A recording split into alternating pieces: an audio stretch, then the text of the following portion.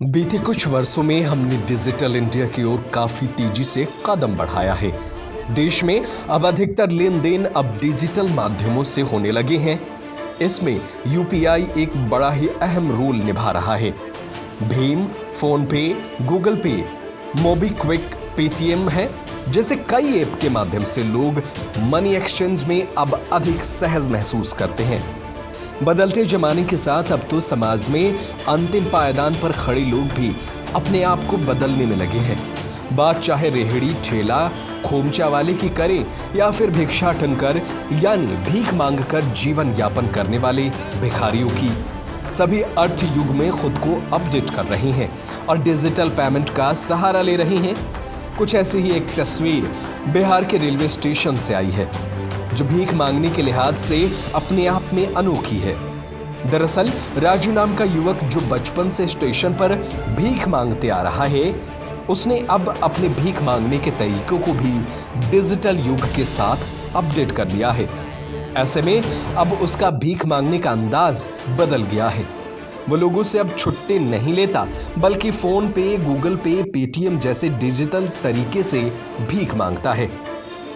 उसके भीख मांगने की इस तरीके की चर्चा चारों तरफ हो रही है।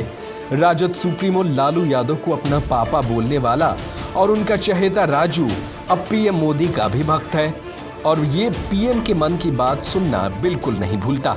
फिलहाल इसकी चर्चा पूरे शहर और जिले में हो रही है।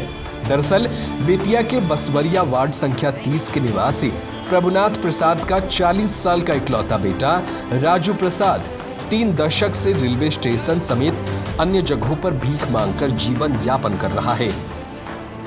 मंद बुद्धि होने के कारण राजू को पेट पालने के लिए और कोई उपाय भी नहीं दिखा, लिहाजा वह स्टेशन सहित शहर के विभिन्न इलाकों में भीख मांगता है और फिर रात में स्टेशन पर ही सो जाता है। राजू के भीख मांगने का अंदाज इतना निराला है कि लोग उसके अंदाज पर फिदा होकर खुशी खुशी भीख देते हैं।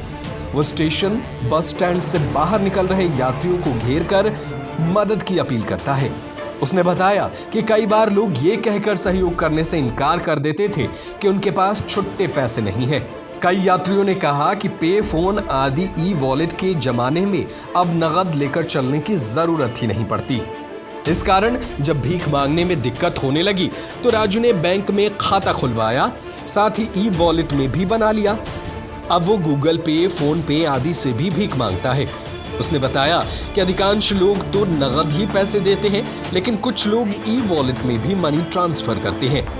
राजू ने बताया कि एक भिखारी होने के नाते उसके लिए बैंक खाता खोलने में भी काफी दिक्कतें हुई।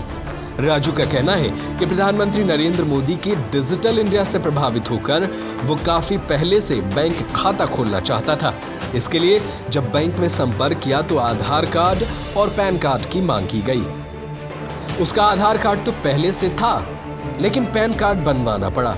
इसके बाद बीते महीने ही बेतिया के स्टेट बैंक ऑफ इंडिया की मुख्य शाखा में उसने अपना खाता खुलवाया। बैंक खाता खुल जाने के बाद ई वॉलेट भी बना लिया। खुद को लालू प्रसाद का बेटा कहने वाला राजू पश्चिम चंपारण जिले में लालू के सभी कार्यक्रमों में जरूर पहुंचता था। वो बताता है कि लालू यादव भी उसके फैन थे और वो उनका इतना चाहता था कि साल 2005 में लालू प्रसाद यादव के आदेश पर उसे सप्त क्रांति सुपरफास्ट एक्सप्रेस पेंट्री कार से रोज भोजन मिलता था। ये सिलसिला साल 2015 तक चला। इसके बाद वो अपने पैसे से भोजन करता है।